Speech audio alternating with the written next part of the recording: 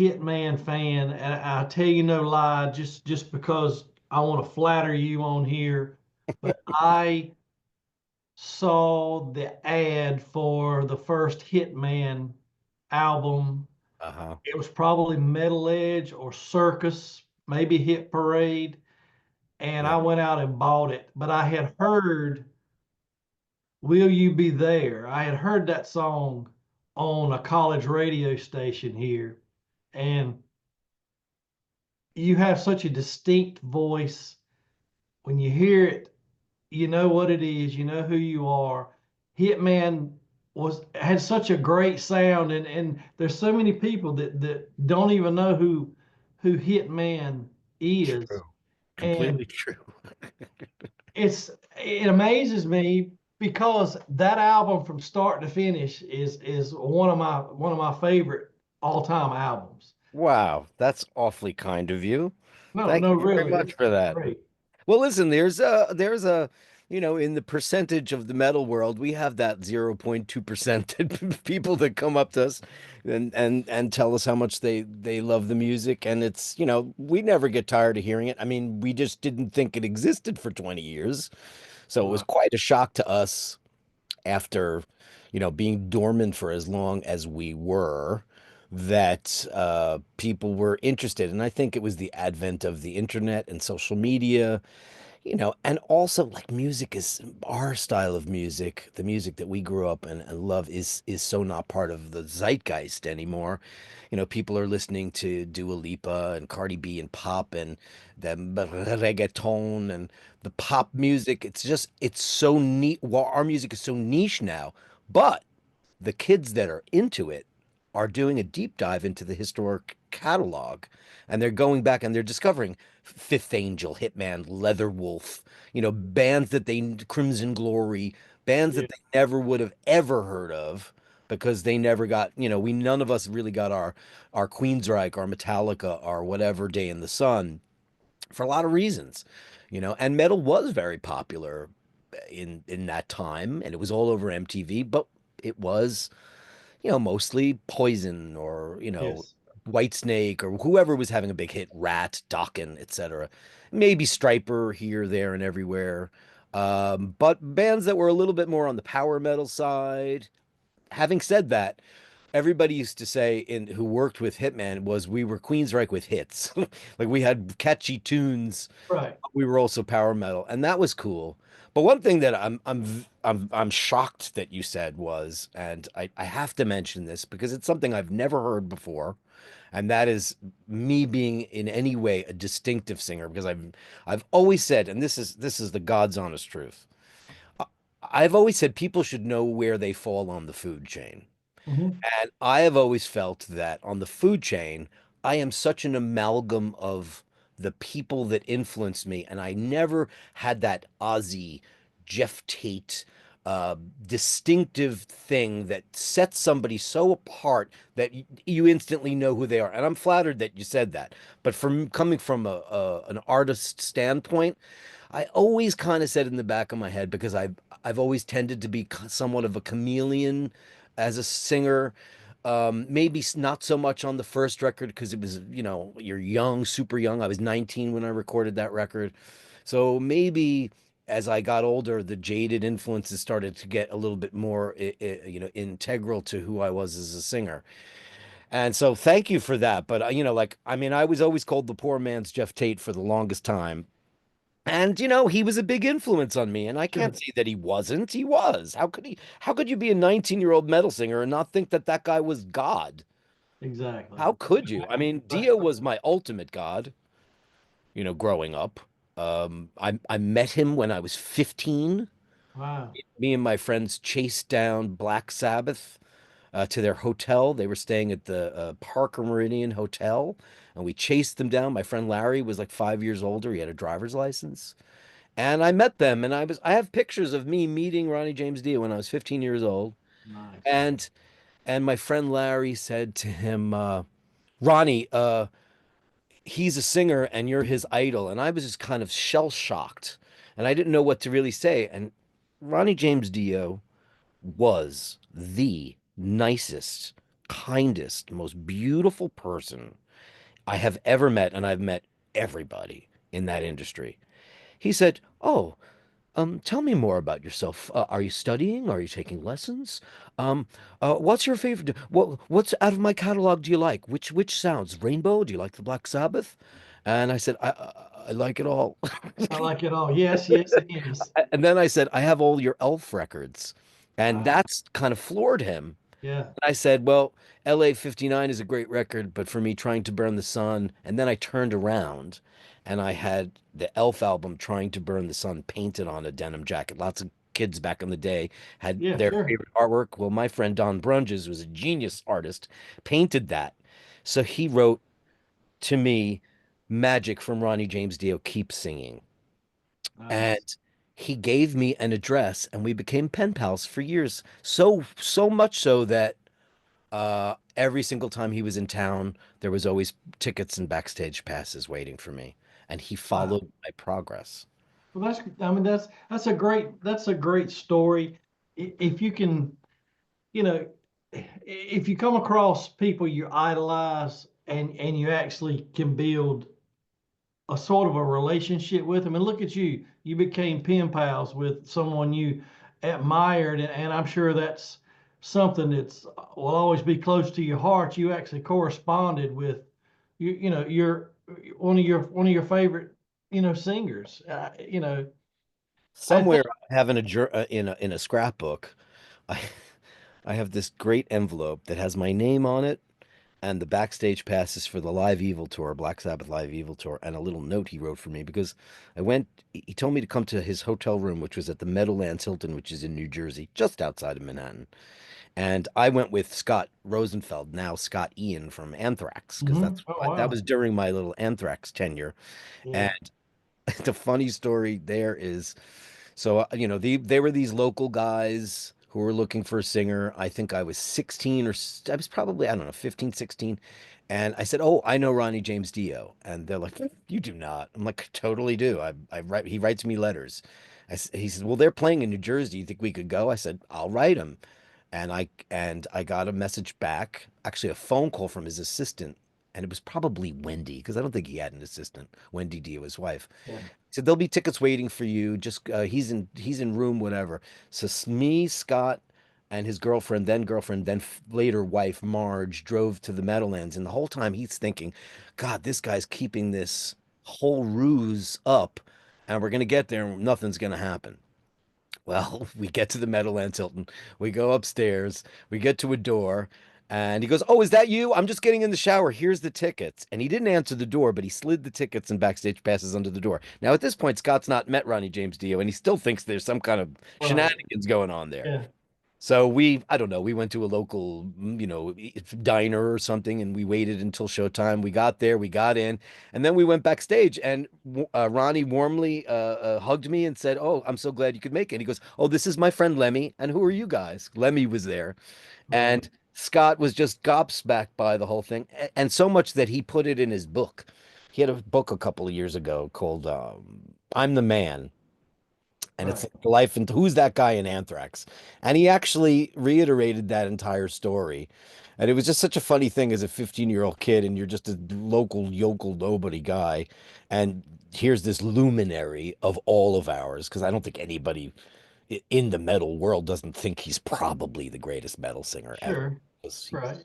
regardless of your taste, you might think that he was, but he was the nicest person he could not have been kinder to people. And I've seen some articles where he talks about Vivian Campbell and Richie Blackmore, and he sounds angry. And I imagine that he had the right to be, because the Ronnie that I knew, while not intimately, he was kind and supportive and an open book. An open book. He goes, "I'd invite you guys out for drinks, but you're all underage." Underage. Yeah. Had to nix that one in the bud, right? Yeah. So being on the, I've learned so much. Like I'm still new to the podcast thing, and my podcast is just, it is what it is. It's just me, a guy that just likes to talk to people Fantastic. that I've admired for years, and I've learned so much about East Coast. Everybody talks about, and I'm fascinated with the Sunset Strip. Don't get me wrong. I love to hear, talk to guys that live the strip and did the flyers and did the Grizzards, blah blah blah. But I've learned so much because I've talked to guys from Heaven's Edge. I've talked to a couple of guys from Trickster, and the East Coast was just as booming back then, but it's like one guy told me, yeah, on Sunset Strip, you went from club to club to club. On the East Coast, you kind of had to drive a little distance to go to another club. It wasn't like just walking across the street. So when you got a gig, it was great because you did everything you could in that period of time to pack it, to get your shot. I mean, well, how did you guys all? How did Hitman come to be? Um, all I know is that I was sitting in a bowling alley with a couple of friends. We used to hang out at a local bowling alley with a pizzeria upstairs. Mhm. My friend was the shoe boy, and he was a guitar player. And he and I had been in my first band ever, which was, had all the cliches that metal had. It was called Excalibur, and it was all this medieval imagery and all this, nonsense. I did so much medieval crap as a kid that now I can stomach none of it. I've never Right. watched Game of Thrones or Yeah. I had my fill of the medieval, genre. So my friend Ed Frankie and I, he was going through this local paper called the Music Paper, and it said he found an ad for me, and he goes, "Hey, there's a band out on Long Island, and they're looking for a singer." And it said, um, "Band looking to form a live and recording act. Have record company prospects." Um, then it said interests are Queensryche, Judas Priest, and Iron Maiden. I was like, well, that sounds straight up my alley. And then I was interested in the fact that they said that they had some, prospects. I'm still a young, this is now when I'm 18. Right. So I answered the ad and I spoke to a guy named Chuck Kory, who was the drummer of the band. And he lived out on Long Island. I'm a Queens guy. I'm from Queens, New York City. I literally live, I can look out my window and stare at the Empire State Building. That's how Nice. close I am to Right. Manhattan. So I got on the Long Island Railroad, which is our, train system, and I went to a place called Belmore, Long Island, and he picked me up in his Volkswagen Scirocco, and we went to his house, and I was like, oh, his parents, I don't know if his parents had money or what, but they had waterfront property. They had like a dock behind their house with a boat, and their house was really, very, really nice. And I'm guy from Queens, like, wow, this is pretty fancy. And I met Jim Bachi and Michael Buccel, then Michael Buccellato, and we sat around and we talked. And I mean, this is if you don't know anything about Hitman, you don't know the story, but it's pretty funny because I was so young and they were all a couple of years older than me. I went in there with a British accent. Wow, really? I did. I went in there. It's like, oh, right, my name's Dirk Kennedy, and I'm from Ipswich in the UK, and I used that the whole time, And they were like, "Oh, he's an English singer, even cooler." And I had this tape, and it was me singing like "Heaven and Hell" and "Neon Nights" and probably "The Lady Wore Black" or something like that. And they liked it enough where they said, "Let's get a rehearsal room." And this was in 1985. I believe it was April of 1985 or May. And we only had one guitar player, Jim Bachi, and we did want to have a dual guitar player band, so we were on the hunt for another guitar player. But first, I had to go to their rehearsal room to see how it worked out. And they had their own rehearsal room, which was, like I had already been through that with Anthrax because there's a Mhm. very famous place in Jamaica, Queens, where I'm from originally, and it's in a very, very, very, very, very, very bad neighborhood. Um, it's in a place called Archer Avenue, which is oof, terrible. But it's where Metallica got started. John Okay. Zazula brought Metallica over from San Francisco, and he brought them to the music building. That's how Anthrax and Metallica became friends because everybody in Queens rehearsed at this place. And so I knew what it was like for a band to have their own rehearsal room. And I thought, okay, this is a pro, because I always knew, regardless of when I was playing with Anthrax for that very short several months that I was in that group, we were playing Iron Maiden and UFO and Riot and Scorpions covers. There was maybe one or two originals, but it was the type of music that I liked. Um, but they had their own room, and I always sensed from Scott that there was going to be something very successful in his future because he was so incredibly driven. And I said, "How much do you pay for this a month?" He goes, "Oh, it's like $150 a month." I was like, "Oh my God." And then I got to the Hitman rehearsal, and they had their own room with equipment and stuff. I had to bring a PA, which I had a really crappy one. It was called a Shure Vocal Master, and I brought it. And we ran through a bunch of their original songs. I never sang covers. I've Hmm. never did that with Hitman. They had the beginnings of Metal Sport. They had the beginnings of Live for Tomorrow. They had Live for Tomorrow. They had a song called Rolling Thunder, and I forget what else. And oh, and they had the beginnings of a song called Winds of Warning, which we've issued on our re-release. Yeah. Those are on the kind of infamous Hitman demo that we put out. And it worked out really well. And they're like, "Welcome to the band." So I joined the band, and I would take the Long Island Railroad from Queens to Huntington, Long Island, which is in the it's mid island. So it would take me about an hour and change, an hour and 20 minutes to get out there every night. About 5 nights a week. I'd go out there, we'd rehearse, we'd audition guitar players. And somebody had recommended a guy named Don Fair. When for some crazy reason the internet always calls him Brian Fair, and I do not know why, because his name is Don Fair. And he joined the band. And Don's a very eccentric. I still talk to him to this day. He's a very eccentric, very interesting guy, and he was in the band for the better part of a year. And we rehearsed and re-rehearsed. We finished Metal Sport. We finished Winds of Warning. We finished a bunch of songs, enough to have a live show. Now we need to do a live show. So where are we going to play? Now, what you just mentioned before about the Sunset Strip, it could not have been more different than Los Angeles, because Los Angeles had this place where all these bands could congregate and play all these Gazaris and the Whiskey and the Roxy and Mhm. Country Club, all these amazing places within a walking distance or a short Right. car ride.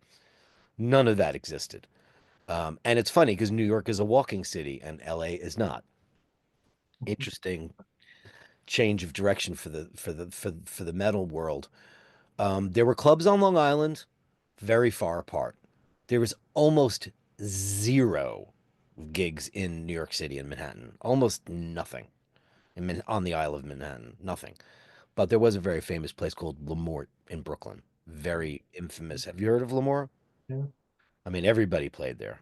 Right. And then later on, they opened up a place called Lemoore East, which we would take up residency for the most part. But so we were looking around for a gig, and then a friend of Jimmy's was working as on the school newspaper of a place called Nassau Community College. And she said, "Oh, Striper is going to be playing here. They're doing a gig here."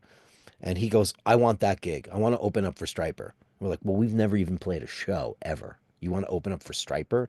Now, Striper was not even on 85. It might have been just when Soldiers Under Command came out, but All they right. were mostly famous for the Yellow and Black Attack. I don't know if anybody they had not exploded in any way, Mhm. but they were building a cult following. I loved Striper, loved them. Sure. We all did. I mean, I'm a huge fan of that band. So somehow, some way, some crazy way, our first show ever was November 11th, 1985. We opened up for Striper for like 1,500 people. I mean, it was a pretty Wow. auspicious gig for a nobody band to come out of nowhere. And it went over pretty well. I mean, it went by like a flash. I don't remember any of the show. I remember going to the show, I remember prepping for the show, and I remember after the show, and I remember nothing else. It went by in such a flash. And then from that gig, we started playing little clubs on Long Island, little shitty, dumpy places, but nothing so crappy. Hitman got to play Sundance, which was a very good show. And then we got to play a place called Lemoore East, which had just opened up in Queens, in my neck of the woods. and it was bigger, badder, and way more attractive to a band because it was huge. It was in an old roller rink, and they built this beautiful stage, great sounds. Because they had Lemoore in Brooklyn for so many years, they knew how to make a new club. It was all the bells and whistles, the best sound, the best lights, the best everything. And Twisted Sister opened up the show with opener Queensryche, first show ever. And I didn't get to see that show, but I think I went to several others, and we that became our local place. So we never really had to play dive bars per se. The dive bar thing happened later. But I just it's yeah, I love hearing everything you've got to say because like I say, Hitman was like I say a band that I bought the cassette tape. Like I said, I saw an ad. I went to the local. I know the ad you're talking about, where they say it's a little bit of Kiss, Twisted Sister, Judas Priest, Queensryche. They name every band in the world. I'm like, I guess we don't sound like us. But I don't. But I think you were Hitman. I'm sorry. You had a nice heavy sound. It was melodic too. I mean, you go from Metal Sport to Will You Be There? I mean, it's. I'm just a huge fan. I'm really Even proud though of that record. I can't believe we pulled that off, at that age. It sound like we've always made expensive sounding records for no money. for no money, We know how to do, boy, does Hitman know how to make expensive sounding records for nothing. and then you guys came out with Vivas Machines, Vivus Machina. Vivas Machina. It's Okay, Latin. It means the living machine in Latin. and a lot of people just reading it because it was a little bit when this album came out. They're like they people didn't like it. It wasn't your sound, but I've listened to it many times, and it's still Hitman. It's still the sound of it. It's your voice, and I'm telling you, I could be in another room and hear not just picking it up by, hey, that's a metal sport, but your voice is very. Your voice to me is like I know you know the band Vane, correct? I know of them. I don't know if I've heard them, but I can see the logo. Right. I, Davy Vane had such a distinct voice. When you started hearing him singing, you knew exactly it was Vane, and that's just how I was with you guys. And I was thumbing through Facebook and actually saw the Hitman page. I'm like, wow, these guys are still around. I'm intrigued. Still again. Still again, I hey, mean, you we know took a what? 27-year break. But you know what? Here's the way I see it. Obviously, you still have a passion for it. Obviously, there's people that still want to hear it. Why not? I mean, I know it's not like 1985, 1986, whatever. You go on a big tour, blah, blah, blah, blah, blah, with such and such. But you know what? You're still out there making music and people want to hear it. I'd pull my eye teeth out to be able to see you guys play in concert. I've never seen you play before. Well, All I see is if you all take it, you can come to, we do play in Europe occasionally. well, I ain't going all the way to Europe. Yeah, you can. I wish I had the money to go to Europe, but just I see a lot of. I know I posted a video of you guys on my Instagram page months ago, and you see a lot of raw footage of you guys in concert. I don't think did you ever have a actual video on MTV? I don't. Never. I didn't think so. No. All right, but We just had, we were given, you know what? I'm going to backtrack just a little bit because you mentioned a couple things and I'll explain them. I'll keep it as brief as possible. sure. Um, so we did these local shows, and then we were trying to get a record deal, and we were getting most of our interest was from Europe. All the big players that were trying to come after us. Well, the one that offered us the most interesting deal was a newer label called Steamhammer, which was part of the SPV group, which later went on to become the biggest hard rock metal distribution company in Europe. So we signed with them, and we signed with them for one reason, because there was a guy working for the American version of that company called Mike Schnapp, who was a friend of the band's. He worked for Epic Records. We loved him as a person. He got hired to open up an SPV USA office. So we were like, okay, so we were so worried about not having our records distributed in the United States, because we're from here and like, yes, we want to play Europe. Of course, who doesn't want to do that in Japan and all that stuff? But we never got to do any of that because the very day we make the record.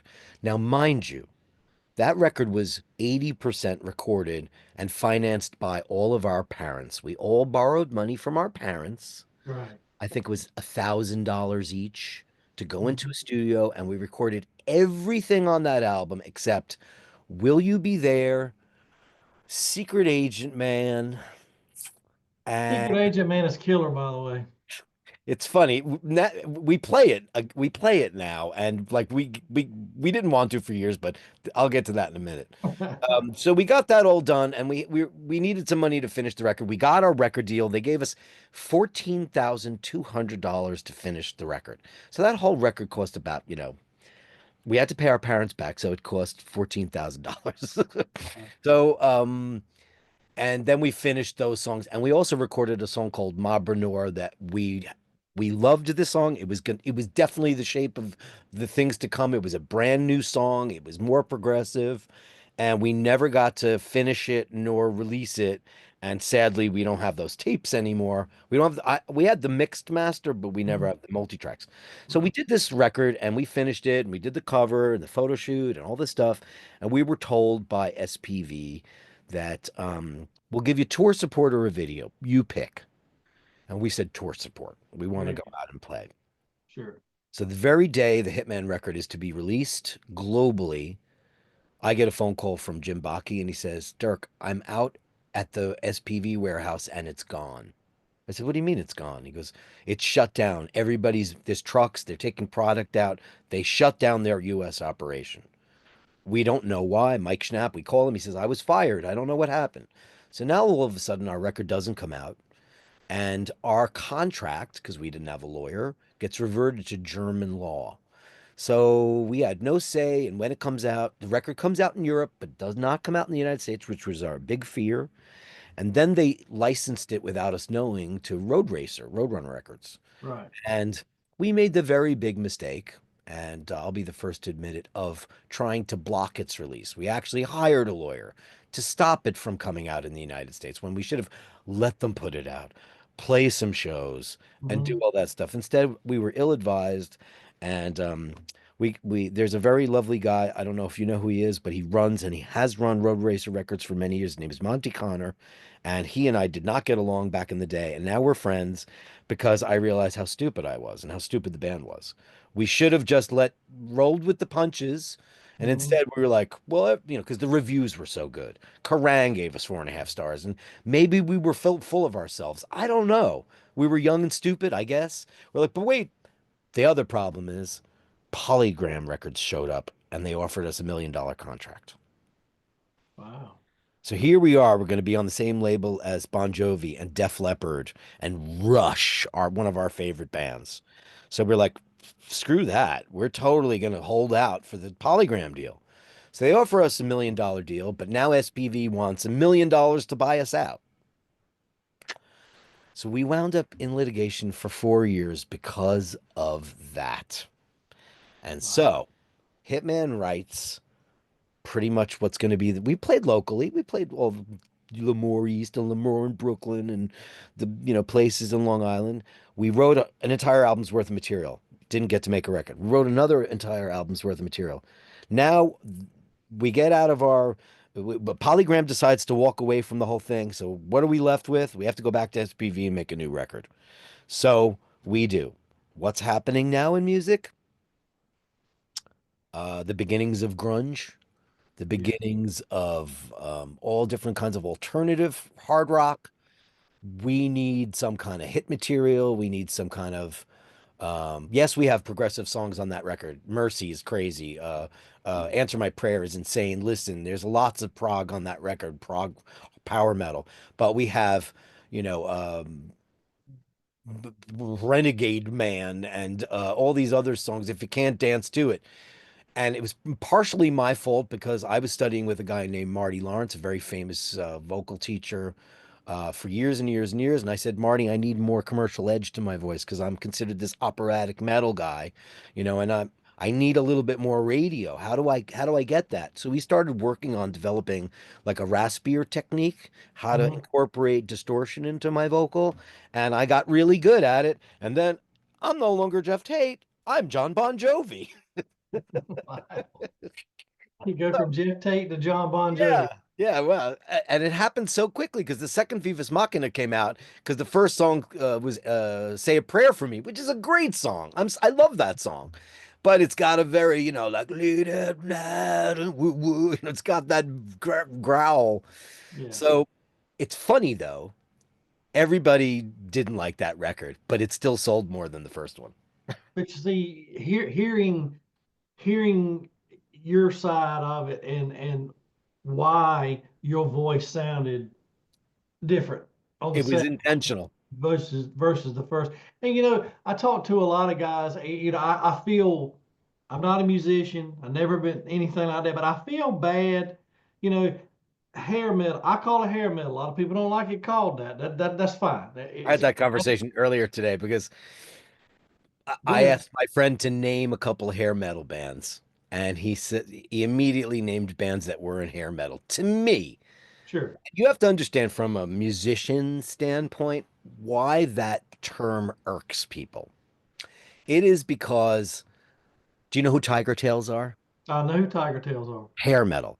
Yes. Okay, so Poison, Brittany Hair Fox, metal. hair Hair, metal. hair metal. Like, the Shooby Doo rock and roll guys that are just doing the bluesy rock and roll with their hair all sprayed out and leopard skin stuff. Now, for example, Warrant is lumped into hair metal. And Sure. meanwhile, Uncle Tom's Cabin is one of the fucking most amazing tunes I've ever heard in my life. It And you is. know what? Janie Lane was 10 times the singer that half the people on the world know about. He Sure. he wrote all those songs by himself. That guy was incredible. Everybody makes fun of Cherry Pie. It sounds like Queen. I mean, Right. what is wrong with people? But Right. Motley Crue, I mean, certainly. And then one day it was like, and hair metal sensations, White Snake. And I'm like, White Snake? I mean, he's from Deep Purple. And Yes. like, you have all these amazing bands. And then I realized that the term, I've come to terms with it. People just associate that era with hair metal. Hair That's metal right. used to be Exactly. an epithet of sorts. It used to be considered something derogatory, but now it's just like yacht rock. Oh, I love yacht rock, by the So do way. I. I love Hey, Christopher Cross and Steely Dan. yeah. Sure. Who can't get enough of Michael McDonald every other song Oh. of yacht rock? Sounds like he's got asthma and he needs an atomizer. I mean, Dude, he's he's the having greatest problems thing ever. breathing. But yeah, Michael McDonald. All hail I know, Michael right? McDonald. It's funny. We know we joke about Michael McDonald, but that cat Oof. sang it Monster. on so many songs back in the 70s and 80s. Minute, He's minute, minute. there you go. And was in the Doobie Brothers and the Oh, whole Doobie Brothers career. I mean, it's just oh, but I do call it hair metal because hair metal was a movement, yeah. a culture, and I'm so glad I started listening It's a to Sunset Strip culture, though. right, It's yes. like East Coast, West Coast rap There because you go. no one in New York, like for example, did we use hairspray? Not really, but maybe once in a while for a photo shoot, like the Sure. photographer, the stylist might have said to do that. Were we wearing power coats? Remember the power coats? Oh Like, yeah. is this love video, the slinky power coats? There was a look. So from the musician side, I will tell you why it irks people because it generally makes them feel like they were like Tiger Tails. Or Right. one of those kind of bands. They were all image. There was a band locally here in New York called Monroe, and no one, you don't know who they are, right? But it's just the most. It's almost like watching Steel Panther. Like Okay. Steel Panther, even though Steel Panther's a great band and that guy's amazing and Satchel's amazing, they are the epitome of what that movement was. So, Sure. and I love Steel Panther. I think it's so much fun. because not only are they great at singing Ozzy and Warrant and Whitesnake and Van Halen, they could do it all because they're so talented. But back in the day, it was a derogatory term that, like, so hair metal band Scorpions. I'm like, how are the Scorpions hair metal? Right. I get it You're now. right. And it's Yeah, I understand. I understand. it just made musicians feel like because it was musicians always felt that the hair bands were the shitty bands. That's just what they But felt. see, I wouldn't consider a person. I would. Hitman is not a hair metal band. Hitman is a hard Uh, rock band, in my or a opinion. hard rock Yeah. power metal. First album's a power metal record, if that's a Mhm. term. I know it is to some It people. is. And then we got a little bit power proggy, but we also had very catchy choruses. So, and I started to sound like I was like, John Bon Tate. Derek Bon Jovi. Right, right. It just got, and it was an intentional move, and maybe Sure. it was a mistake on my part, but like we really wanted to get and everybody listen, everybody agreed. We were in the studio and they're like, yeah, more of that. Holy, you can do that?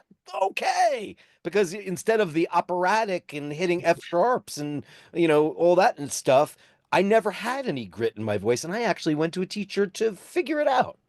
So without destroying my voice in the process, because not everyone is Melissa Etheridge or Joe Cocker.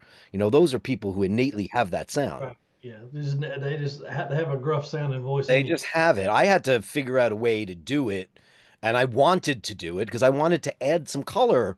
Because Yeah. it got so boring. Jeff Tate, Jeff Tate, Jeff Tate, Jeff Tate, Jeff Tate, Jeff Tate, Jeff Tate. And I was like, he's not even my number one guy. But I did listen to those records. I think I have 17 copies of The Warning in my vinyl collection. That record destroyed me. I My just, my I am a huge Queensryche fan. I think Operation Mindcrime is a masterpiece, it but is but Rage for Order best album. is the craziest. I remember years and years ago, I was listening through headphones, and if I say it wrong, I apologize. The first song on side two is New Regal, It's Noye Regal. Noye Regal. There you go. If you listen to the bridge on that song, there's a whole nother melody playing up under that if you listen hard enough. And I just think that album should be listened to with headphones on because there's so much stuff going on that album. I think it's great. It's Close to 100% my favorite Queensryche record. well, I posted Queensryche was my TikTok today. I took a bunch of pictures of the Rage era and put them all together and made a thing. But yeah, Queensryche's one of my favorite favorite bands. But what my point was earlier, a lot of bands, it's sad, but they came in at the end of the whole era. Yeah. Okay, and their albums, if they would have been released 3 or 4 years earlier, would have been crazy. Yep. But here comes grunge, and sadly, a lot of the bands from the 80s culture, we say, they changed their sound when they came out with a new album. And from what just what you You just mean said, like Winger's Pull album? well, there are some good songs on that album. I I think it's a great a record. couple of good songs, He, but it by the wasn't way, different. he's another amazingly nice person. I would who kept Winger. I had a job as an intern. My friend Mimi is one of my oldest friends in the world. She was a publicist at Atlantic Records and many years older than me. And she had a job at Atlantic. And she got me a temp job working for Warner Electro Atlantic at Rockefeller Center. And at this point in the game, I was in Hitman, and we had finished our record, and Kip had been signed to Atlantic Records by Jason Flom, whom I worked for, who was a big A&R guy. And Kip and I used to hang out quite a bit back in the day. And just in the Atlantic offices, and I Mhm. listened to his record and he listened to our record, and they were coming out about the same time. And he's like, he loved our record. And he said, oh, it's going to be that Will You Be There is going to be a huge freaking smash. I was like, oh, I don't know, man. And they were putting out, I remember they were putting out Madeleine was their first single, I think. Yes. And I was like, oh, Kip, you got the production on your record is so stellar. And it was amazing, amazing, amazing. Of course, his record exploded. Right. Um, and then I saw him about a month or two later up at this, there was a thing called the Friday Morning Quarterback, which was like a Billboard magazine thing, but for radio. And what they would do is the new additions to playlists would be tallied and put out on a monthly basis of what the bubbling under hits are. Mhm. And for 3 weeks in a row, Will You Be There was number one on the Friday Morning Quarterback, which meant radio stations would start adding it, which they did. Right. Problem is, our record company left the United States. So now we have no promotion, no radio guy, no nothing. So we go to this big thing, and Mr. Big is there. David Coverdale is there. It's this big jamboree upstate in the woods. It's somebody's estate, and Mr. Big played live. And Kip comes up to me. And he goes, "I fucking told you, man. I told you." He goes, "How many weeks is Will You Be There at number one?" I was like, "Our record company folded." And he just looked at me with astonishment. And he goes, "What do you do now?" And I said, "I don't know." And he's one of the nicest guys. So I like Bull, and I don't have much bad things to say about anybody in that business, because you know what, the people who are assholes in the business, just don't mention them. There's no reason to mention them Hey, by but name. yeah, well, if you're mentioning them by name, then you're still giving them credit for something For that something, you really know. mean. He's Yeah. a wonderful guy, and can I just say, people don't realize the immense talent that Kip Winger is. Not only is he a brilliant bass player and singer and writer, he's a classically trained pianist and he's a classically trained ballet dancer. And I saw something a few years ago. He composed a whole He like did a whole a classical piece. yeah, that's Yeah, and he he wrote it, or he wrote it all down. He notated it.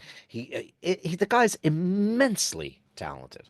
There's a lot of I talent in metal. People don't realize. They think it's just A, sure. A, B, D, Yeah. G, there's people out there.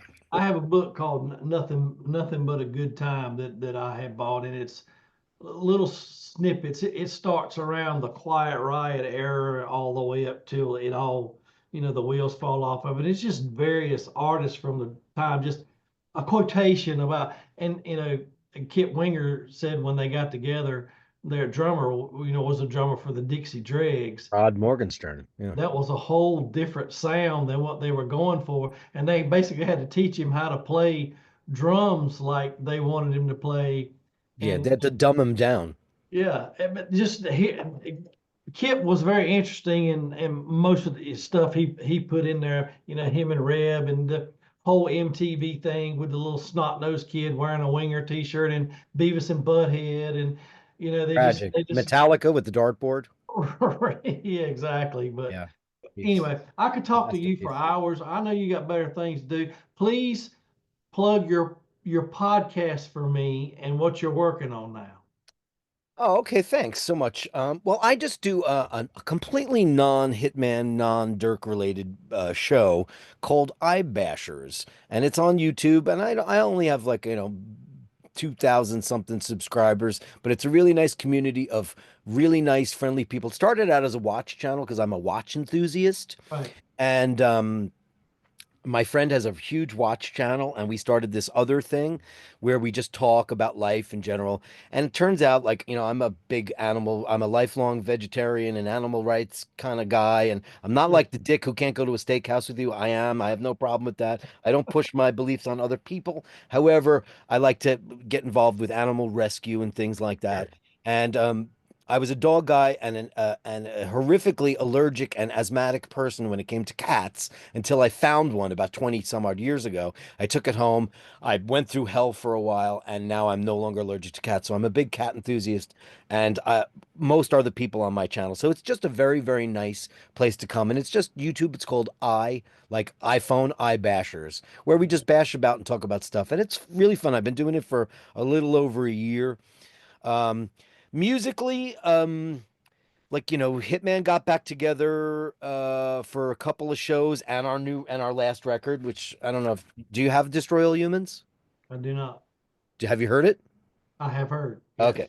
Yes. I'll send you a copy of that. I'll send you all three of Sure. them. I appreciate I have a box of them. Why shouldn't you have it? You're actually going to listen to it. Um, and do you have my solo record? I'll give you that too.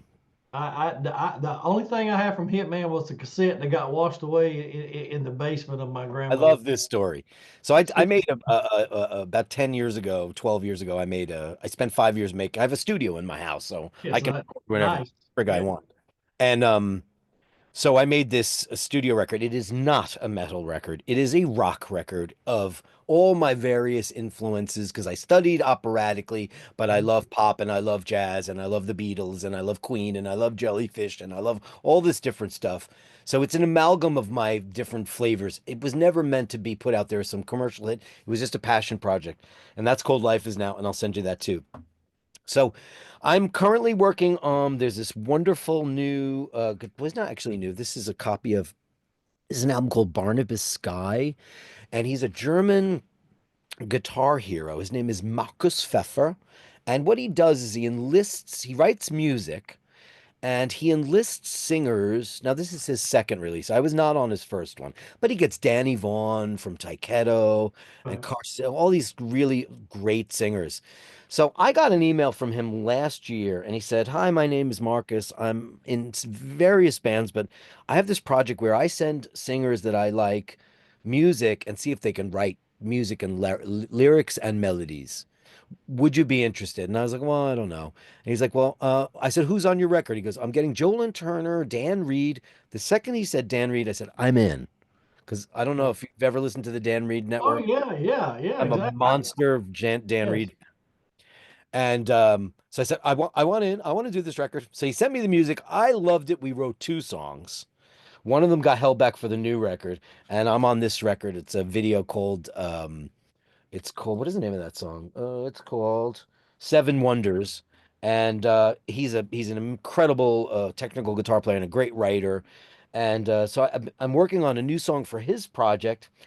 And listen, I'm always working on Hitman material, even though I don't know if, when, or whatever is going to happen with this band because we got back together.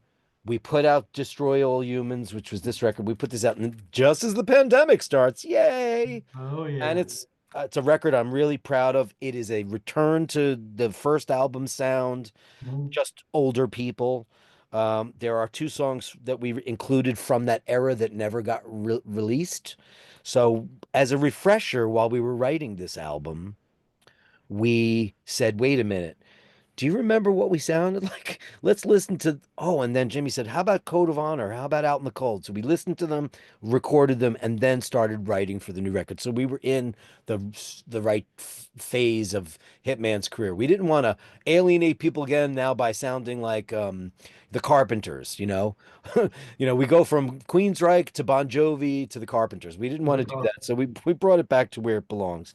So we did this record. We played the Keep It True Festival in Germany, and then we played the Up the Hammers Festival in Athens, Greece, and Jimmy and I started writing a new record.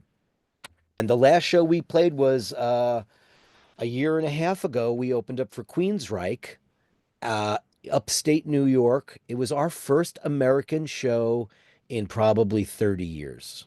And Wow. we opened up for no, I'm wrong. I'm so wrong. I take that back.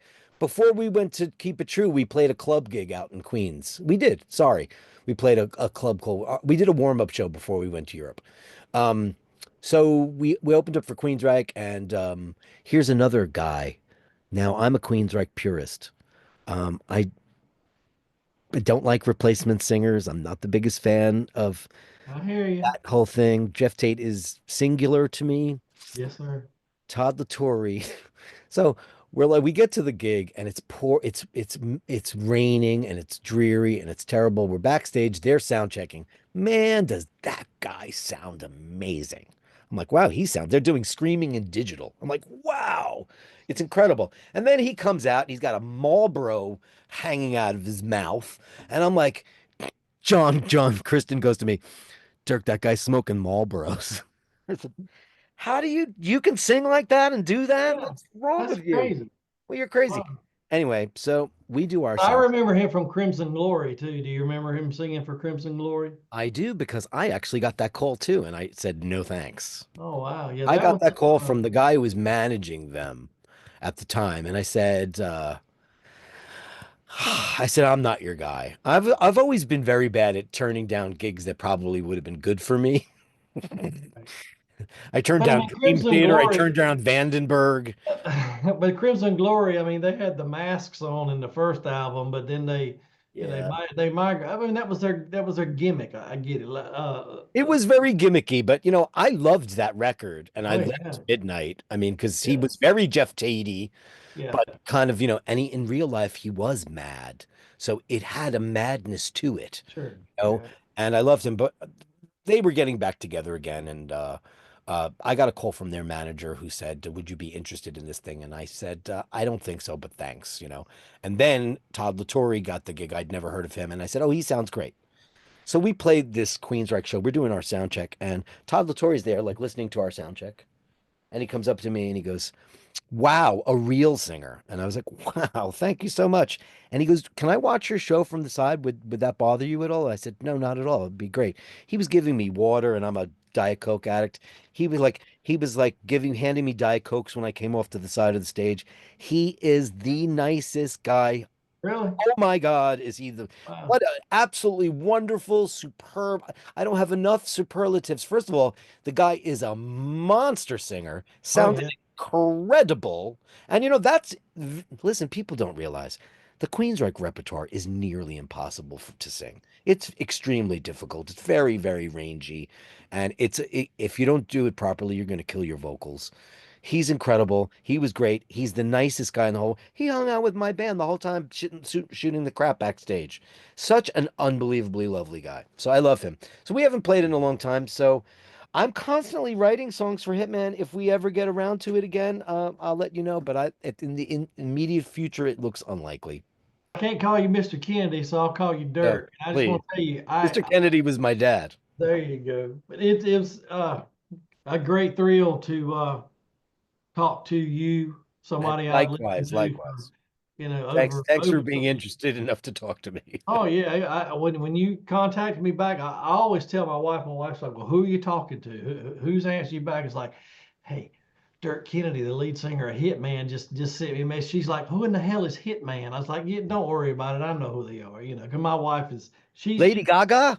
Lady Gaga. Yeah, my wife likes it because I like it, and she sees it. I Oh, get a that's thrill nice. out of it. But Say sir, hello for me, please. I sure will. Thank you so much, and I hope you have a great Christmas, and I hope Likewise. your family's hearts heal, and your spirit gets revived, and Merry Christmas to you. God bless you, and I really do appreciate you coming on the podcast. Thank you so Thank much. you. Merry Christmas and God bless to you too. Thank you and Happy New Year. Thank you. Podcast.